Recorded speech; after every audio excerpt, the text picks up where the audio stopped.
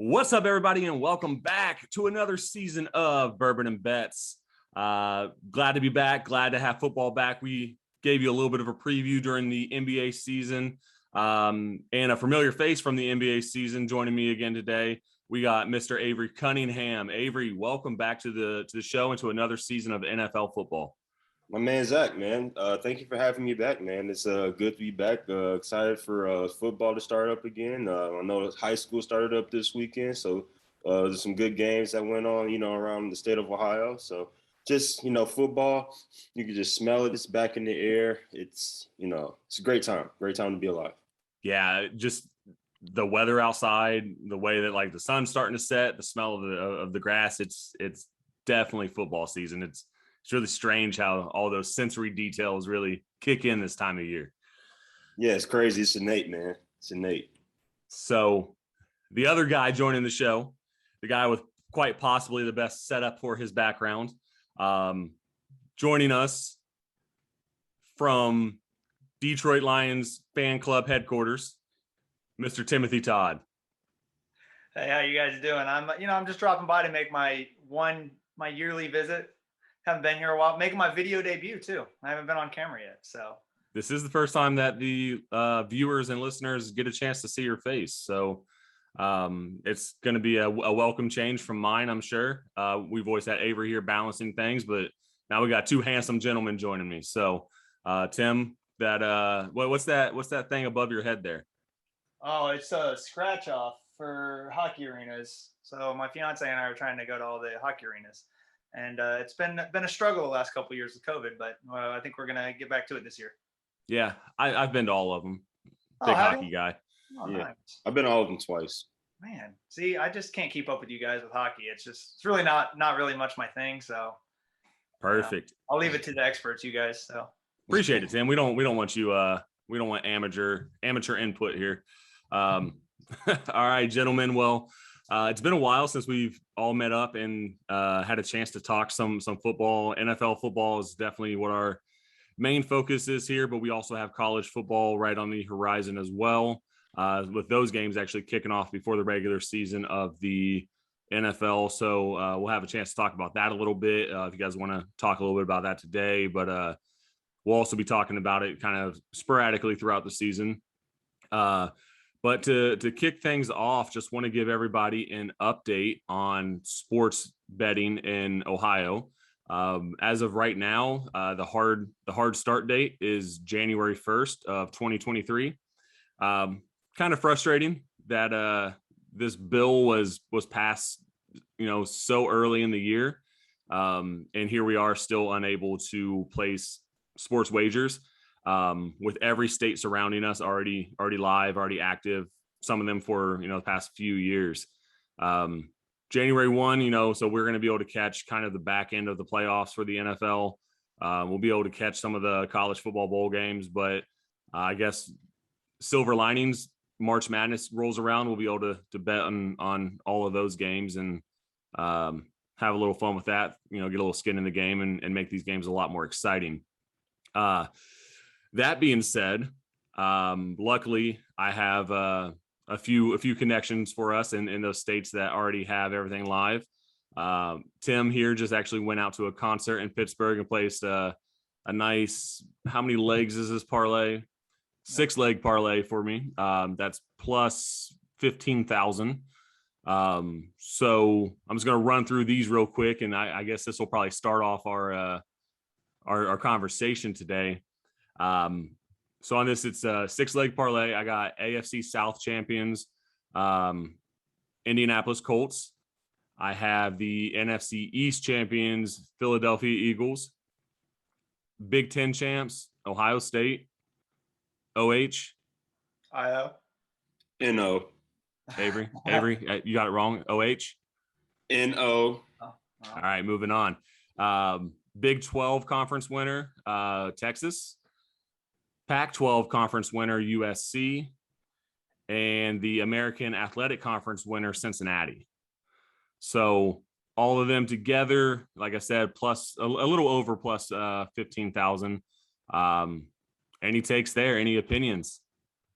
Man, where are your Panthers in that? You didn't bet on the Panthers? Listen, so here's the issue: is I think the Panthers are going to win the Super Bowl, but because their odds are so bad that it made the payout too high for the casino, and the casino just didn't want to take that risk. So I forgot when I put that in, it said you couldn't do it. I broke the machine. So yeah, so that's that. The Panthers are game breakers, well, money makers too. I mean, if any casino would let me take that bet, we'd all be rich. Avery, you got something to say about that? Well, your picks are, interesting. Let's not glance over the Panther comment. All right, you agree, right? Nope, I do not agree with that. I am higher on Baker Mayfield than I would say consensus is. I'm not sure. I don't really know. I mean, I don't really know who's going to be the starting quarterback there.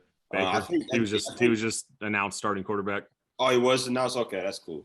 Yeah. So Baker, Sam Darnold. That's so weird. They were like pick one and pick three in the draft, and like in the same draft, and they happen to be on the same team, man. And the most interceptions together, 1 and 2 since that draft. So yeah, like that's crazy to me. But hey, whatever. The NFL is going to be the NFL.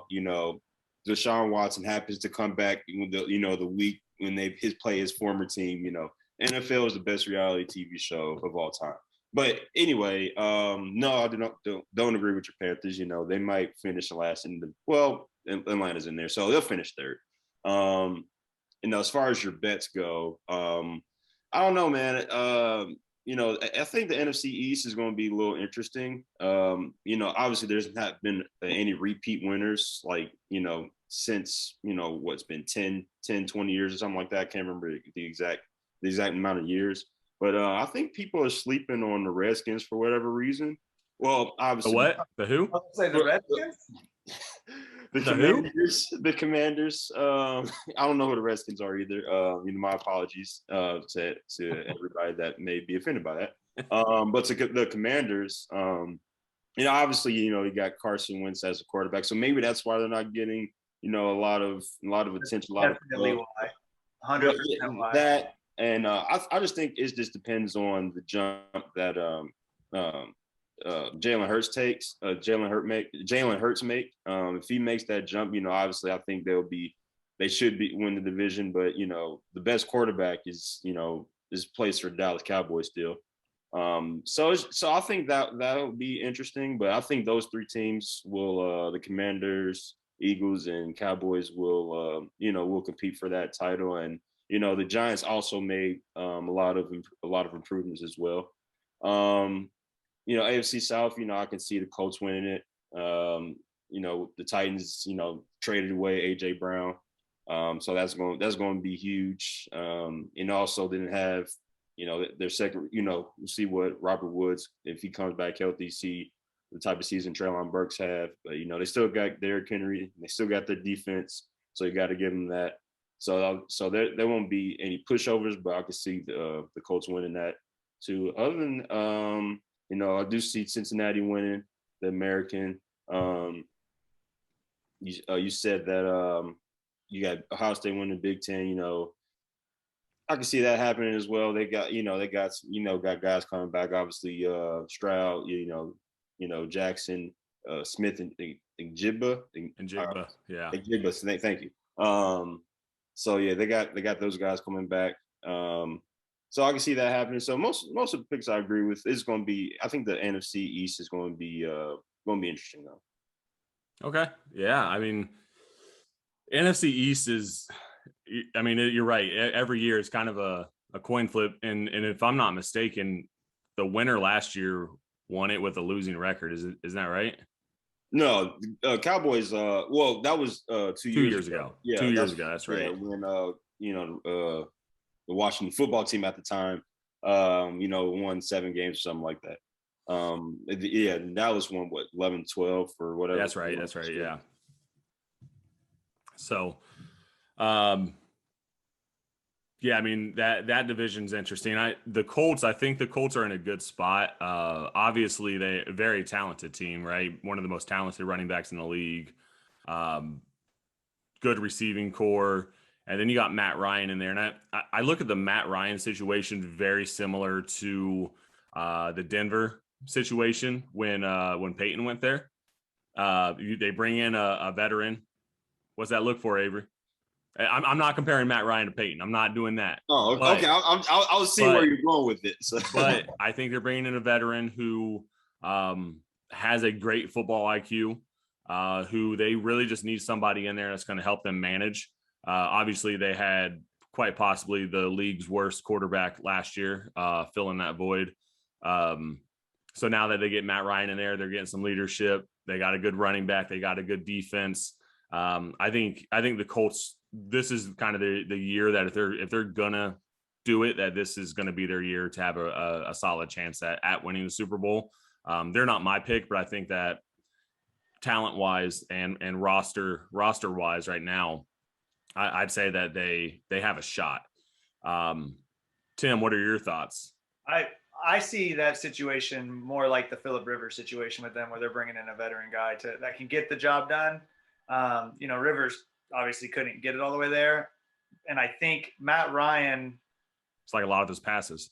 Just couldn't get him all the way there. Oh, yeah. You always hating on Phillip Rivers. I don't know. I think Matt Ryan is in a better position than Phillip Rivers was with the run game. Pittman should be, this his third year in the NFL now?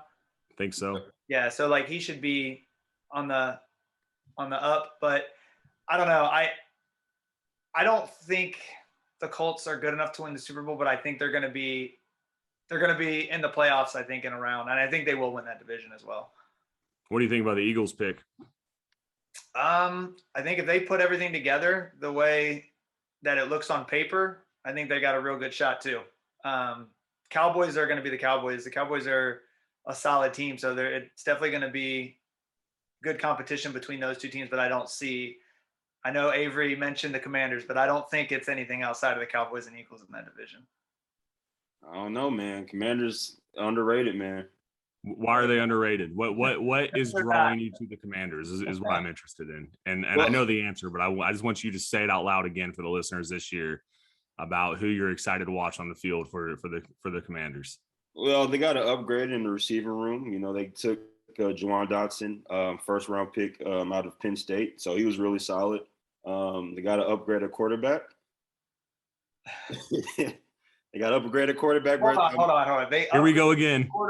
We go again. What was their quarterback situation last year? Taylor Heineke at quarterback last year. 20 touchdowns, 12 interceptions. Not bad. He also beat Tom Brady last year. So they went from a D to a D plus in quarterback. Hey, a D to a D plus is still an upgrade to him. I would argue that they went from a D plus to a D because Taylor Heineke didn't sprain both his ankles at the same time.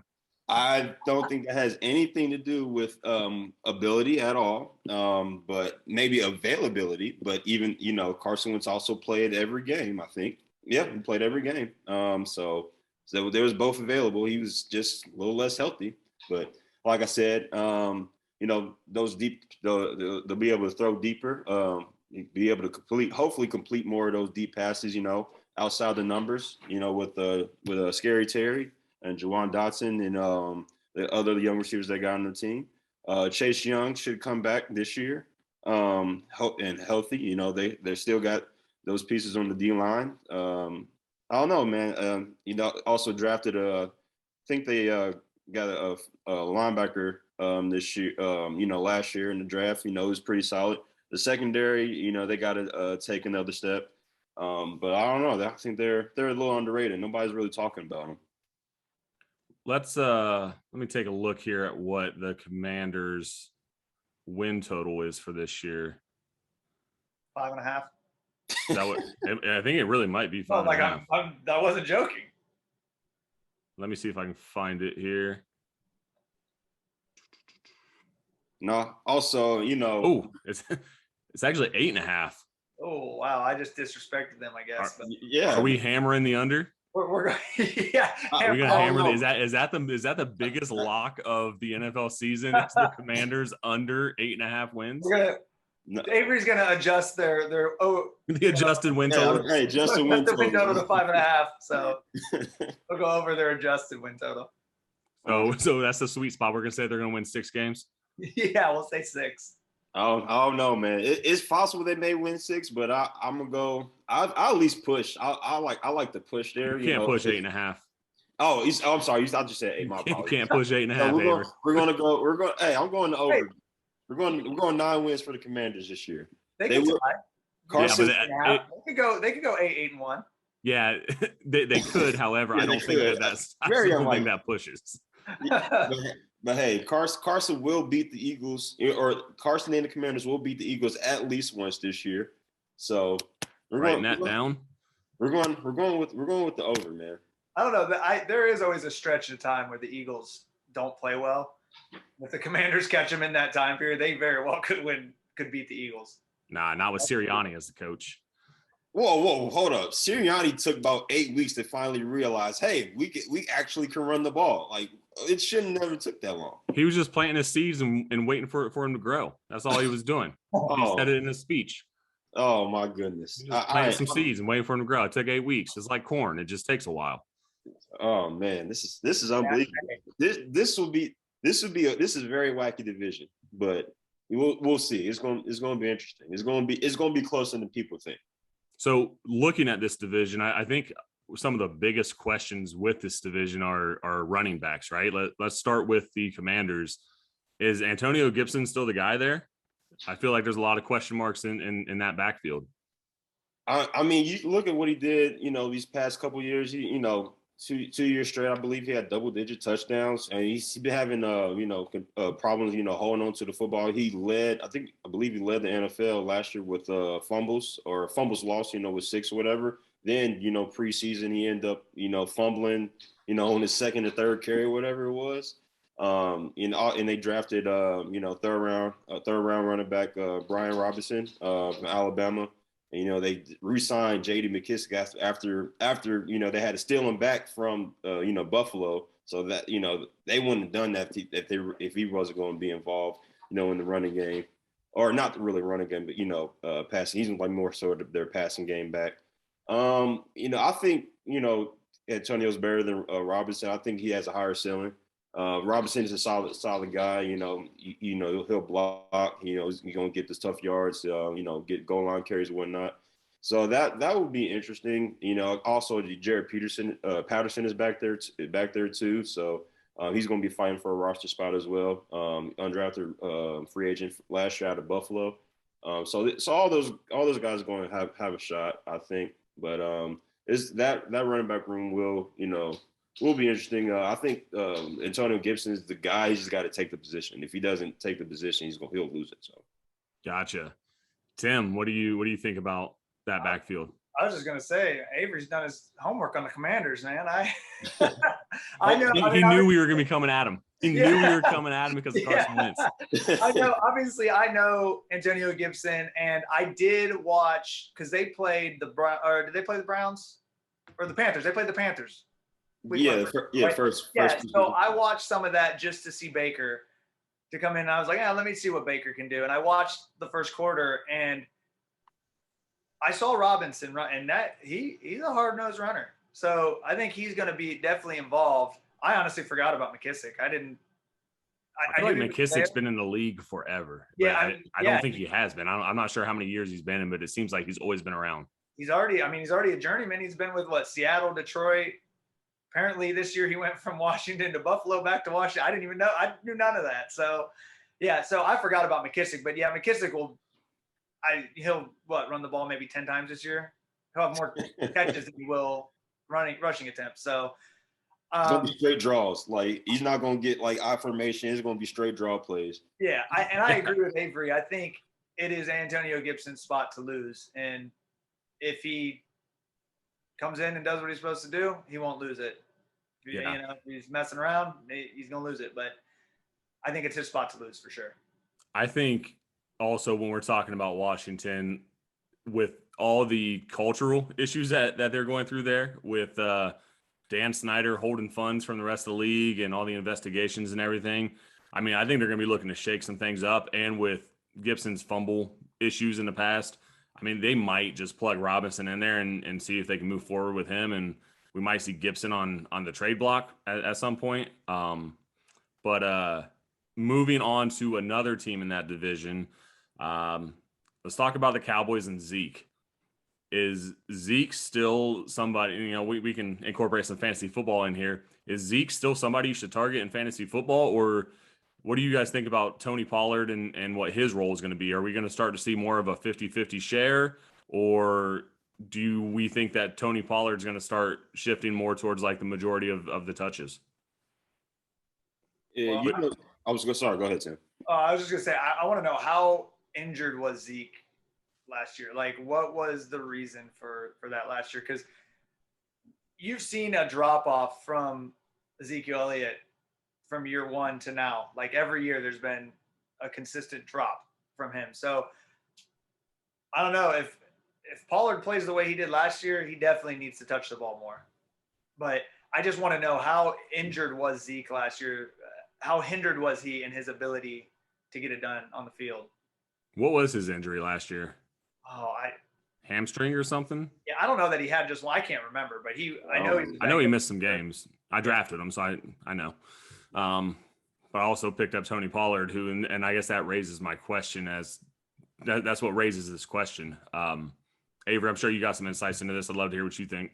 Yeah, everybody know that Tony Pollard is the best back on that team, but he's not paid like it. So, I mean, they're going to try to get some sort of return on investment. Zeke is going to be solid, I guess. I'm not really interested in drafting, like for my fantasy teams. Unless it's like I get him at a value. But with the reports of Tony Pollard potentially getting some reps at slot, so they may be on the field at the same time, maybe catching passes or whatnot. He has a skill set to do so as well. Zeke's a solid option. I remember the first, Todd, Tim, drafted him last year in our league. He was on the trade block after the first game against the Bucks after he got stopped by that corner on the 2-yard line. I almost took those kicker deals. but yeah, I think he'll still perform like RB1. I guess I'll see him like 800 yards or something like that. 7 touchdowns, 6-7 touchdowns. So you think even healthy, fully healthy? I'm sorry, Tim. Fully healthy, you don't think he's going over 1,000 yards this season? No, he didn't go over 1,000 yards last season. Yeah, but he wasn't fully healthy last season either. But we've been hearing these reports like Zeke's going to come back. How long have we been doing this? How long do we hear Cowboys fans say this is our year? It's very similar. Same thing. So I don't see it. Definitely somebody on the decline. Wish him the best, but yeah, I don't see him going over 1,000 yards this year. Is he going to move more to like a third down back role, you think, or like plug him in at the goal line to snake touchdowns? Like, is that going to be? Yeah, that's going. Zeke is every down back. He's one of the best blocking backs in the NFL. So we can't take that away from him. So he also still got solid size, really good size. So they'll put him in on the goal line for those carries. He probably has that. Maybe that's the only thing he'll have over Tony Pollard as far as like running back skills go. But outside of that, Tony Pollard is the best back. He just don't have that 6 year, $$90 million contract or whatever Ezekiel Elliott's contract is. So. You can't justify using him as an every down back with the decline if he continues to decline the way he has. Eventually you're gonna cut. Well, he's like I said, he's one of the best blocking backs in the NFL. So when it comes to blitz pickups, you gotta have your best guy on the field. He's not made that necessarily like he can still catch passes out the backfield. How many points do I get for a good block? You're not gonna get any good points for a good block, but he's still gonna be on the field for that. Damn! Wow. Sorry, hey Avery, I apologize. You were doing real life football analysis, and Tim's over here like, what's he gonna do for my fantasy team? That's what I'm saying. That's what it comes down to. At the end of the day, drafted him last year. That's what I'm curious about. Fair enough, but real life, he is a great blocking running back. I got you. I understand. So he will get on field on third downs, like for blitz pickup. Moving on to another team in that division. Has Miles Sanders lost it? Is Miles Sanders not a starting running back anymore? Yeah, I mean, he's still a starting running back. I don't like how's he lost it. Obviously, we see his, when you're doing these fantasy drafts, you see his ADP constantly going down for whatever reason. I mean, he's still He had a rough year last year. I mean, and not saying it's his fault either. I mean, there was games where they ran the ball like what, like 9 times or something like that one game. That's what I was saying. Like, this guy took 8 weeks to figure out, hey, we're a good running football team, and he was also hurt last year too. Yeah, I think they had in that stretch at the end of the year, he had a couple really good games in that stretch where they were winning, went on a win streak, and then he got hurt, I think, after that, and that kind of slowed him down again. But he had a stretch of really good games. If he's healthy, I think he for sure he might be another Antonio Gibson with some of those running backs on that roster where he's going to have to take the position. But I definitely think he has the skill set to do so. And who's his backup? I can't think of his name. It's Kenneth Gainwell. Yeah, I was gonna say Gainwell. They might have the best running back stable, like three-headed monster. Kenneth Gainwell. He was a rookie last year, so he's going to be looking to make a jump. Hopefully, makes a jump this year. I drafted him in a couple of best ball leagues, so hopefully makes that jump this year. Boston Scott's still really solid. I think Miles Sanders is somewhat underrated. Like, dude's pretty explosive. He can do some good things with the ball in his hand. You just have to have those opportunities to stay healthy. So before we move on to another topic, let's talk about a running back who's just struggled to stay on the field. Up in New York, Saquon Barkley. Do you trust Saquon enough to, if he's available, let's say second round? Do you take a shot on him, or do you not see that value in that high of a pick? Tim? Second round's tough for me. I mean, that's about where he's going, I think. Let me look up his average draft position right now. Here's my problem with Saquon. Isn't just with Saquon, it's with that team. The Giants are just not good. So that's going to hurt. Like, if we're talking just fantasy and we step out of that real life analysis that Avery just so eloquently gave us, the Giants are bad, and that is going to hurt Saquon Barkley's numbers. So I don't know if I can trust him second round. I mean, obviously you got to look at who's left and who you think is going to, give you, and what you drafted in the first round too. Like, if you're desperate and you need a running back, maybe that's the guy you go with, just as like you're taking a risk and hoping that he hits you on a big payday. But the Giants are just a rough team. And I think they're going to continue to be a rough team to follow this year. So I don't know that Saquon's going to be able to produce second round numbers for me. So that's why I hesitate with him. So average draft position right now, according to fantasypros.com, is 20th. So it's right there at the end of the second round. So late second, early third. Does that change it, Tim? Or would you take him at 20, or would you still be hesitant? Again, it's going to definitely depend on who's out there, because you get in these drafts and you do mock drafts, and then you get into real drafts, and like, even from my one league to the other league, the draft is different. Right. The way it's set up. But yeah, if he's the best guy available there, yeah, for sure I would take. I think that he's worth that risk, but it's definitely one where I'm going to go, I hate doing this, but give me Saquon, Yeah. So, but yes, I think early third round I could justify that. Avery? Saquon, we've seen what he can do when he's fully healthy. He has, top running back upside. So it just depends, on your risk reward, ratio. He's good. He's good as a first round pick, if you're willing to tolerate that, that injury risk. Somebody like me, I think there's safer options in the first round. That can produce. But if you get a fully healthy Saquon and in the second round, like, if we see what he did, earlier in his career before the injuries mounted up, sweet Christmas. It's he can win you a league. So it's just something you got to think about. It's just your risk tolerance that you got to think about. But if you get a healthy Saquon, he has the talent to be a first round first round pick. So I mean, I think just 2 years ago he was going number one in most drafts. Like 2-3 years ago, it was going number one, number two, and some drafts, behind Christian McCaffrey. So yeah, like it's just what your injury tolerance is, or your risk tolerance is. So and when you mention injury, Avery, if I draft a guy like Saquon, that might change the rest of my draft because I might take another running back earlier than I wanted to, just in case. Just try to mitigate that risk, right?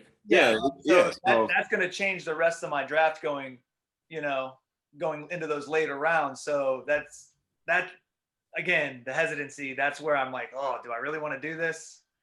Yeah, a whole different setup for the rest of your draft. So you can do the same thing with Christian McCaffrey. If you draft him, like, are you gonna have to draft another stud running back earlier? I mean, that's just it just depends how the board plays out. And you got to seek value, and you got to evaluate your risk tolerance. So there's all those things that go in when you're drafting fantasy football. So. And that's what makes fantasy football the greatest and the worst. All at the same time. Last question on this topic, since I kind of just want to loop all this together. It comes down to it. You need a running back. Zeke and Saquon are available. Who you taking? Saquon. All day. Yeah, I think I would go Saquon as well, just based on the fact that Pollard is in Dallas and he's definitely gonna suck up some of those points. And Saquon, if Saquon is healthy, he is 100% the guy that's on the field for them. Yeah, you bring up a good point, Tim. Like, who is Saquon going to be competing for carries as well? Like, I don't even know who their backup running back is. If he's 80% or better, there's nobody touching, like, even coming close. Yeah. So. Like I really don't. I mean, I really don't know who their backup running back is. So, and and they don't. What fantasy relevance do they have? You know what I'm saying? So that's something you got to think about. Like I'll take that risk. Taking Saquon over Zeke any day. Matt Breida is their backup?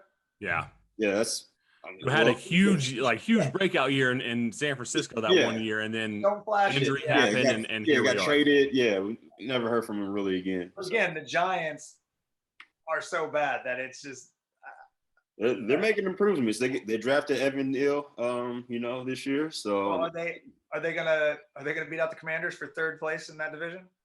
It wouldn't surprise me. So now you got the wacky division. Commanders are last now. Oh, how the mighty have fallen. It would not surprise me. But I'm taking the Commanders, to be the better team. But this division, it's a weird division, man. You also got to ask, how many touchdowns is Kenny Galladay going to catch this year? I caught as many touchdowns as he did last year. So rough. I mean, but that's dependent on Daniel Jones, right? Yeah. Is Daniel Jones going to make those strides and be a good quarterback, or is he still going to be tripping over like the 17-yard line? I don't know. Yeah, it's crazy. I loved Galladay in Detroit, and then he got that big contract, and he had Stafford. I mean, if he could run deep, Stafford could find him, but Daniel Jones just doesn't have it. So. No. Not like that. Is he going to be the number one receiver this year? That's the question. You got because Kadarius Toney, Wan'Dale Robinson. He's really good out of rookie at Kentucky. Well, I heard Wan'Dale Robinson stepping in and making an impact like instantly. Yeah, so may help him if he's not the number one receiver. So it's true. Yeah. So I don't know. Kadarius Toney, man. Like, you've seen that small sample size. Like, nobody can really move like that man can. So, like, if he can stay healthy, he gets together, like, he can be dangerous. Yeah. Moving on to the next thing I want to talk about. Let's talk about the AFC West. In my opinion, quite possibly the most talented division in football this year. Who do you guys have coming out, winning that division? Avery, go for it. I'm gonna have to go with the champs, man, until they're knocked off, man. I think it's gonna be a lot of touches from a lot of different guys. When it comes to receivers, obviously Travis Kelce should be the number one option. They're gonna have running back stable, with CEH, Jared McKinnon, Ronald Jones, that guy. Even Isaiah Pacheco, he's. Hold on, what do you have against Ronald Jones? I remember last year, in our fantasy league, I was so high on Ronald Jones. I thought he was going to be the starter at Tampa Bay, but one game goes and another game, and this dude's just constantly on the bench. I'm like, well, and then Tim was I'm sorry, Zach was kind enough to trade him to me for it was Dak Prescott, CEH, and Ronald Jones for Alvin Kamara. But yeah, that worked out real well for me. Yeah, that worked out really well for you, right? I got somebody else too, right? I don't remember who I got, but no, it was just a 3-for-1 trade, 3-for-1. But so I don't know. He had the ability at USC. I was really high on USC. He had a pretty solid year two. Year three coming around, thought he was going to make the jump. Not really. He fumbled early in an early like in game 2 or something like that, didn't he? Yeah, something like. I mean, he was. Yeah. And Bruce Arians ain't putting up with it. Yeah, he's constantly in the doghouse. For whatever, whether it's fumbling, not running hard, I don't know. But I mean, he has the abilities. I mean, he just has to put something together. I mean, if it's not in this offense, which offense is it? So yeah, back to the Chiefs though. They got they have the they don't have Tyreek Hill anymore, obviously. So, but they still got solid receivers. They don't got that one guy in the receiver room, but they still got Travis Kelce. They got Juju. They got MVS. They got Sky Moore, rookie out of Western Michigan. We'll see what he can do, but reports are they're pretty high on him. So I mean, it's going to be so until the champs go down, I gotta pick the champs. Yeah. Do you think Juju's going to step in and be able to fill that void that Tyreek left? I mean, obviously they're different players, right? Tyreek's one of the fastest humans in the NFL and on earth, but Juju, obviously when Juju was on in Pittsburgh, he was a great receiver. It seems like he might bring some more distractions to the team with his TikTok dances and all that. Do you think that's still going to be an issue? Holy crap. Juju and Cameron Mahomes' wife is in the same organization. I didn't even think about Jackson that. Mahomes. They're all down there Jackson recording TikToks. Too? That's man. Oh my gosh, that's gonna be terrible. But no, I think after last year or whatever, you would think maturation comes in play at some point.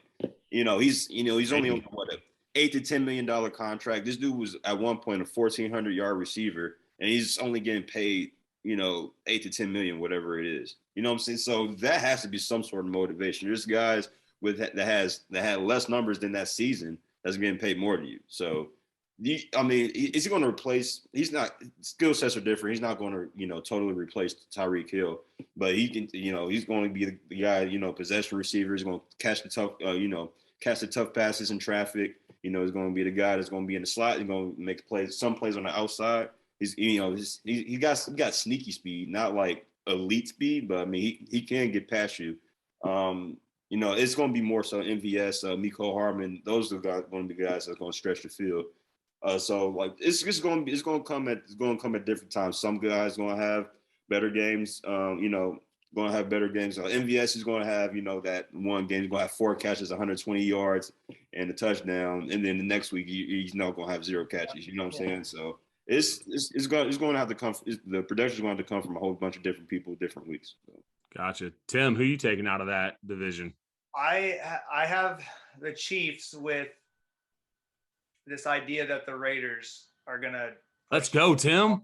They're going to push. So I think. You had the Raiders and the Chargers last year were pretty much even, right? They played that game to get in the playoffs, and it went to overtime, and they almost tied. Like that's how close those two teams were last year, and I think the Raiders made bigger improvements than what the Chargers did. So I think you got the Chiefs still at number 1, but the Raiders are up and coming and are going to push the Chiefs, and it's going to make them uncomfortable a little bit. Without having Tyreek Hill, that changes the dynamic of that offense quite a bit. Like Juju is not Tyreek Hill, as you guys just said. I think you are going to see with the Chiefs, you're going to see some more 2 tight end sets because they got Kelsey, and then Bell. Bell is pretty good too. So I think you're going to see him incorporated into the offense more. And instead of them trying to be that speedster team they were last year, they're gonna change some things up a little bit because they're gonna have to. Mecole Hardman's still fast, but he's had trouble staying on the field with injuries and things like that too. So that's another question. But I still have the Chiefs winning that division. See, I don't even have the Chiefs finishing in the top 2. Oh man. I think the Chargers win that division. Tim, I'm with you. I do think the Raiders made a lot of improvements. I just think the Chargers, with what they added on defense and with how good their offense is, with Justin Herbert, having another year under his belt. I hope they're more consistent this year because the Chargers offense was very inconsistent last year. Yeah, I think there was a lot of analytical play calling also coming from LA that caused some issues. Not calling timeouts. Punt the ball. What's that? Punt the ball, kick the field goal, man. Like, do something other than what you're doing, right? But no, they definitely made a lot of improvements on defense. J.C. Jackson, Khalil Mack. Khalil Mack is a huge add. Yeah, they've been really focused on improving that front seven. Just trying to get bigger, bigger, stronger guys on that defensive line and offensive line. So if I was going to choose the Chiefs, I was going to choose the Chargers. But it's going to be I'll let you finish, but it's going to be it's going to be crazy because there's a lot of people out there too that think Denver's going to be in that mix, and I just don't see that. But you never know with Russell Wilson, and I don't know. I think Denver's offense is what's appealing to people because you have Russell Wilson with Cortland Sutton, Jerry Jeudy, KJ Hamler, my guy that I was so high on. If he bounces back from his injury, that people are saying he's going to have a huge impact. And then having that backfield with Javonte Williams and Melvin Gordon, Melvin Gordon just came out and said that they want Javonte Williams to be the guy, which I think he's talented enough to be, but I think Melvin Gordon still has a lot of juice left in him. So I think that everyone's excited for that offense, and Russell Wilson obviously brings a buzz with him. And I mean, he's great at throwing the deep ball, and that air is a lot thinner up there in Denver. So that ball is going to be able to fly a little bit further. But I just don't think Denver has the complete package right now to be able to finish it. But the Chargers, as we mentioned already, they made a lot of big moves to shore up that defense. And then we flip over to the Raiders. I think the Raiders, what I'm excited about is Josh McDaniels and Derek Carr, and seeing what kind of game plan they're able to put together. You have Devontae Adams there now, which that's what they were missing really last year is outside of Hunter Renfrow and Darren Waller. Like that's a huge addition. And the fact that they played together in college, like this is going to be it could be a very scary offense. And I know there was a lot of questions around Josh Jacobs and is he on the trade block and why did he play so much? But McDaniels came out and said that's just how he likes to do it. He likes to get his running back some reps. Now, is that coach speak, or is that, hey, we're trying to put him out here and demo him for everyone else so everyone can see what he's got and maybe get some offers? But I think with Darren Waller also still being one of the elite tight ends in the league, I'm excited to see what they can do. I'm high on Derek Carr this year. I know Avery and I had a little back and forth around Derek Carr and Marcus Mariota, but this is your fault. You were thinking that Marcus Mariota is going to take that starting job. I was like, no way. Like Derek Carr is a great. All right, hold on. Derek Carr is a really good quarterback. You know what I'm saying? So it's ain't no way. Look at Marcus Mariota now, starting for the Atlanta Falcons, and they'll go 3-13, 3-14. He won't finish the year as a starter. Yeah, down there. We'll see. If they go 3-14, then they might have to give the ropes to Desmond Ridder. So. Yeah. Well, circling back around, Tim, what you had something you want to say? Yeah, I was just gonna say I do, Zach. I think you're just a year ahead. I think this is for sure the turn of that division, and I don't think the Chiefs are going to win the division as easily as they have in past years. But I still think they're going to take it this year. But I think this is the start of the turn. Like I could definitely see the Chiefs not winning this division. Yeah, but if the Chiefs got off to the start they did last year, it might be somebody else's division. Yeah, no, you oh are. yeah, because the division this year is so talented that the Chiefs can't they can't wait to turn it on, right? Like early season, people are like, did the Chiefs lose it? And luckily they were able to turn it on. But I think if they get in a hole with how stacked this division is, this year, I don't think there's any coming back from it. I think every offense is capable of putting up points on the Chiefs. Like any one of those teams can come in and put 30, 40 points up on them. Okay, hammer the over every time that someone plays the Chiefs. Hey, you know what though? Remember that year the Chiefs were the one team that got you against the Raiders. Against the Raiders, they lost us the big boy parlay because they couldn't cover. I think what was the spread? 6.5. It was like, and they end up getting beat. They lost the game. They end up just losing the game. It's crazy. Still mad about that. Yeah, I was pissed too. I think we were all in on it. Anyway,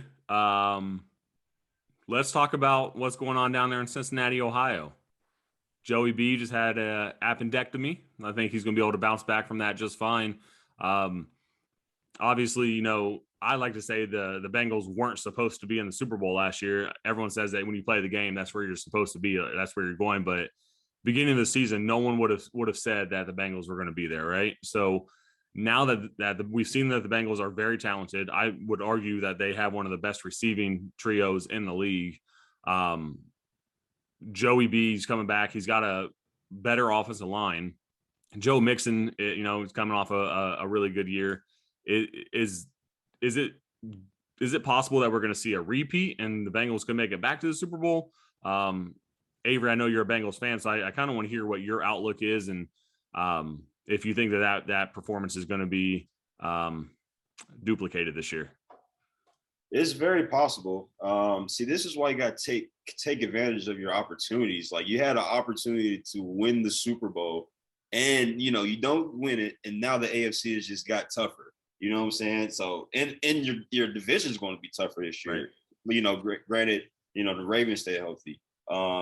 You know, and if the Browns, you know, if they obviously they got 11 games without Deshaun. So if they, you know, if they're solid, you know, whatever, you know, 5-4 or 5-5, whatever it is, and Deshaun comes back, you know, they go what 11, you know, 12-5 or whatever, you know.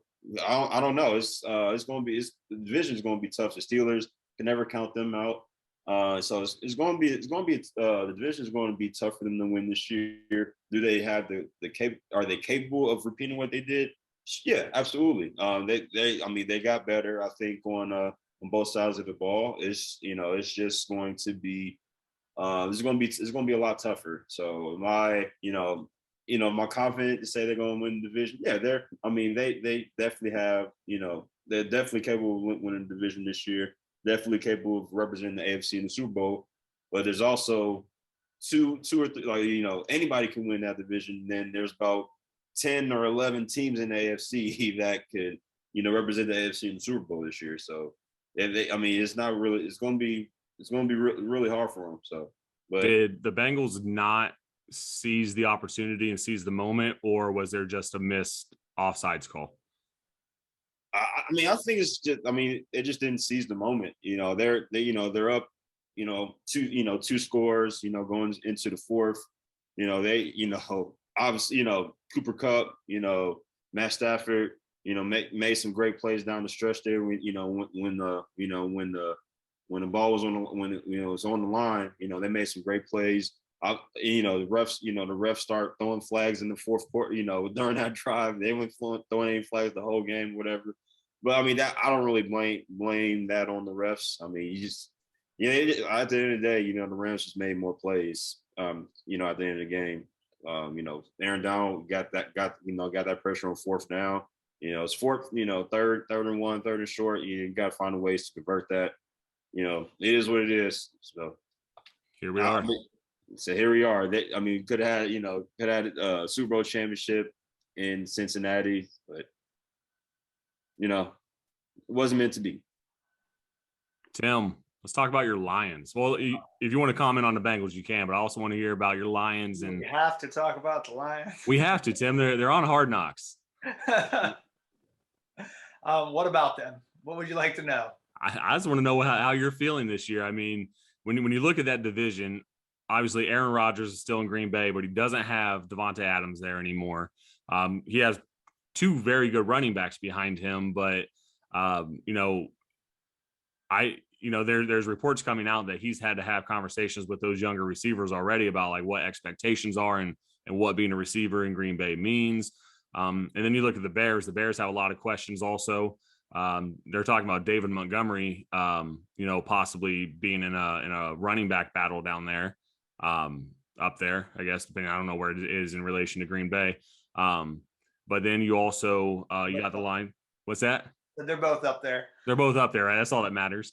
And then you got the Minnesota Vikings, who, Kirk Cousins, statistically a very good quarterback. When it comes to winning games, really questionable. But do you think this is the year that the Lions have a chance to make a little bit of a splash, or do you think the Lions are still pretty far away? I don't think we're winning our division by any means. Like, I don't even think we're in talks for that. I know you've said that you think that they have a team that's capable of doing that. I do not believe that yet. Our defense is still, or their defense, I guess you say. I don't play for the team, but I feel like I'm so invested. I've went through so much with them. Got 32 years of sorrow invested. Oh yeah, for sure. But their defense is still what is going to kill them. I think their offense. I mean, Goff has all the pieces he needs right now. I think he cannot complain. As if we stay healthy on offense and he doesn't get it done, he's got nobody else to blame but himself. The defense, though, is still struggling. They're going to give up points. So our schedule is very favorable this year. I looked at the schedule and I'm like, man, there's a lot of games. I could see them winning up to like even 10 games. That's not enough to win our division. It's just not. Green Bay or Minnesota, one of those two teams is going to win more than that. But I definitely think you're going to see improvements from last year. I like Dan Campbell. I like this coaching staff. I like what they're doing. A lot of energy. I think they're trying to get rid of the bad, and it takes more than 1-2 years to get rid of all the bad and bring in those guys that want to be there, that, are playing hard. And you saw that team was as close to talentless as I've seen in a long time. And those guys, they played.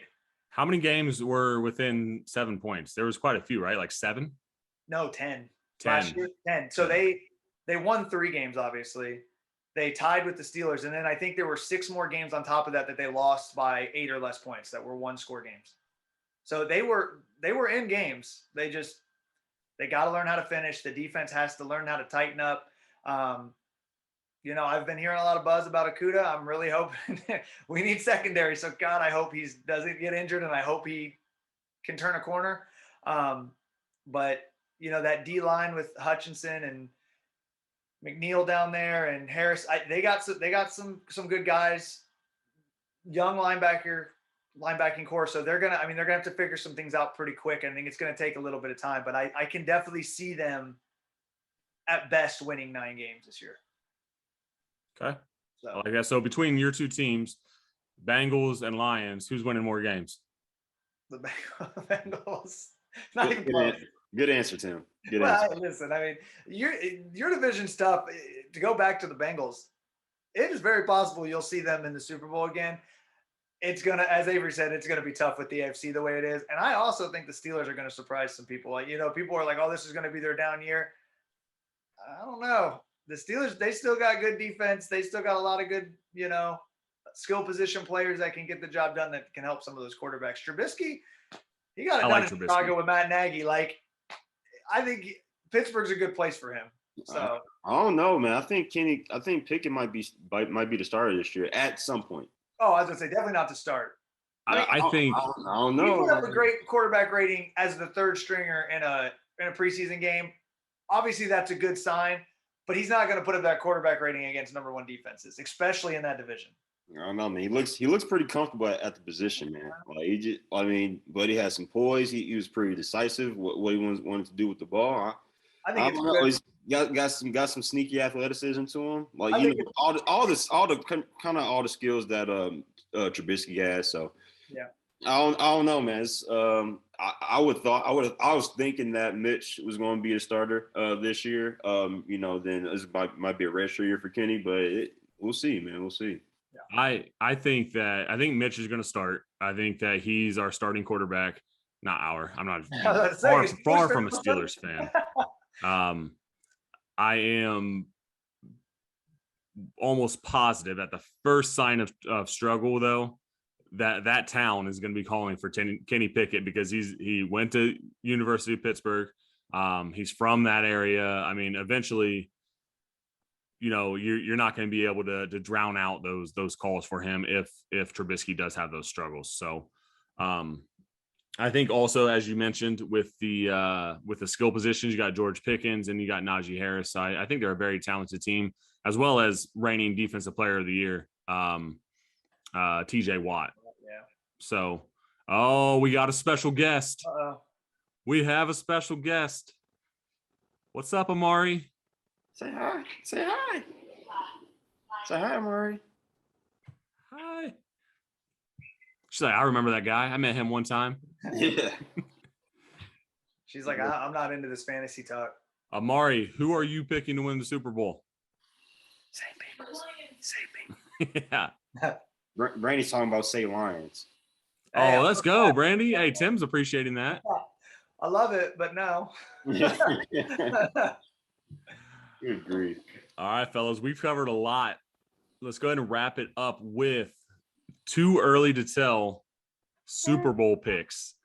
Who do you think is going to be representing each side, and who do you think is going to end up being champions? Oh, go ahead, Avery. I don't know. I don't know. Let's go with the Rams, and just flip a coin for whoever comes out the AFC, man. I don't know. The Ravens. Let's do that. Just random. Okay. Ravens, Just random, man. I really don't know. Like it. As a Bengals fan, are you allowed to pick the Ravens to go to the Super Bowl? It's probably not, but I mean, I think it's contract year for Lamar. It's got to be healthy. The running backs is healthy this year. The defense is healthy. They're going to compete. So sure, let's go with the Ravens. I'm sure I'm going to be wrong, and it's hard. Tim? I'm going to go with, I guess, I don't know. I think Buffalo is going to be able to put it together, maybe, I guess. We'll go Buffalo, and I'll go with the Rams. I think the Rams are the easy pick in the NFC. Not that it's going to be that easy, but, like, for right now, that they're just the easy pick. And since it is way too early to tell, we'll go with the opening Thursday night matchup. Rams-Bills. I'm going to go Carolina. And I'm just I was gonna say, what's the real off his own podcast? We're gonna go LA and LA. We're taking the Rams and Chargers. Ooh. I think the Chargers, again, as I mentioned, I think that with their additions on defense, I think that they're gonna be a very strong team. I see them winning 13 games this season. Coming out of that division too, which is I know we were talking about how tough that division is, but I have them winning 13 games, and I'm actually going to put the Chargers as my Super Bowl champs. So too early to sell, too early to make a concrete pick, but we'll see how the rest of preseason plays out. But I'm going to go with the Chargers. We'll probably make some money off that pick if that were to come true. Yeah, the Bills are going to be should be really good this year, but I know Zach, you're not as high on the Bills this year. I have been very high on the Bills the past 3 years, I want to say. With Josh Allen, being there, grittiest player in football, still kind of stand by that statement. The Bills just, falling short. And granted, it wasn't their fault, right? It's their year. Yeah, it was their fault. Play some defense. That is true. That is true. However, that game went back and forth for like 10 possessions, just everyone scoring. So we have 13 seconds, right, to close it out. Play some defense. It's not that hard. They definitely got screwed. We've had talks in our group chat, and I don't want to see it. And I know Trevor gets so mad at me when I say this, but I just think that with how Josh Allen plays the game and how physical he is and how gritty he is, historically, we see that type of play eventually result in some type of injury. I don't want to see it happen. I don't wish it on him. However, I just feel like if it's going to happen, this is going to be the year. Catch And up to him eventually. I You think know, if he goes out, I don't. Case Keenum's his backup this year, right? Yeah. Case Yeah, Keenum's no not Josh Allen. He's no Josh Allen. He's no Josh Allen. So Case Keenum got the Vikings to the NFC Championship at least 36 years ago. Who did he throw the ball to? Stephon Diggs. Stephon Diggs. Maybe he can do it. Maybe, but I doubt it. And the fact that you said that on a live podcast here.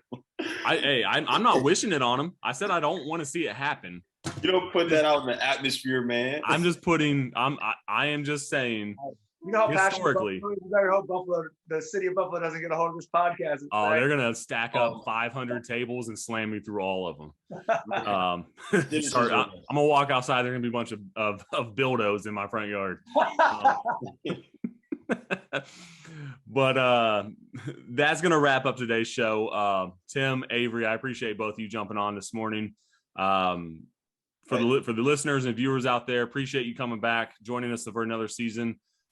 This season, we know we're going to make it all the way through. Don't see too many things coming up that's gonna derail the show this season. Do us a favor. We're going to be here for you. We'd appreciate it. You know, if you continue to watch, listen, however you take this content in. If you're on YouTube, go ahead and subscribe for us. Turn on notifications if you'd like. Leave a comment if anything we said today, really just struck a nerve with you, or if you agree with any of it, we'd love to hear some of your picks and takes on what we talked about. Same with Facebook. Go ahead and like us, follow us on there. Instagram as well. Instagram's where we will be posting a lot of our graphics for some of our parlays this year and some of our on the rocks picks. Reminder that, we do the big boy parlay, which is, risk a little, win a lot, typically like an 8 to 9 leg parlay. But then we have the on the rocks picks where those are, the games that we have the most confidence in. So we'll be posting those on there mostly. They'll be on Facebook as well. But we appreciate that. We'd love to interact with you guys. And, hoping to maybe do some on location, on site, live episodes, at some point. Going to be reaching out to a few of the local distilleries, some of the local sports bars, see if we can get on site there. We've been talking about that for a few years. It's just never really panned out. So looking forward to what Bourbon and Bets is going to look like, from this episode to the end of the season. And, we get to wrap up the season with being able to place a lot more wagers, because we'll be able to just pull up whatever app we decide to use on our phone and place some of those wagers. But Tim, any closing statements? No, just go Lions, I guess. That's all I got. Appreciate you joining the show today, man. They'll wear me down mid-season. But no, thanks for having me. As I said, it's been a while, so hopefully I can get into this and do it a little bit more consistently with you guys. Cool. Well, we appreciate you joining. We'd love to have you back. Avery and Amari, any last minute comments you want to throw in here? Amari, you first. Anything? Okay, well, maybe later. No, appreciate you having me on the show, man. Good seeing you guys, man. As always. Tim, real quick, man. You got the first pick in our league draft this year. Oh yeah, we did talk that we were gonna be mentioning that. Almost made it through without having to reveal it. Nope. First overall pick, Bourbon and Bets Fantasy Football League this year. Tim Todd selects. Should I just keep it a surprise for later? No, Tim, we all know who it's going to be. Honestly, it's probably Jonathan Taylor. It's hard not to pick Jonathan Taylor, so it's probably going to be him, unless I make a last minute change my mind last minute. But it's probably Jonathan. He's not. I've known Tim his whole life. He's not changing his mind on that. Yeah, fair enough. All right. Well, again, I just want to show my gratitude for both of you. Thank you both for jumping on the show. Looking forward to the next episode, and next episode we'll start making some more like future picks, talk about some individual awards, coach of the year, rookie of the year, defensive player of the year, different things like that. And then we'll have some more solid Super Bowl picks, and then we'll be looking forward to making some picks for week 1. So again, everyone, thanks for tuning in, listening, watching, however you're taking this in, and we will talk to you on the next one.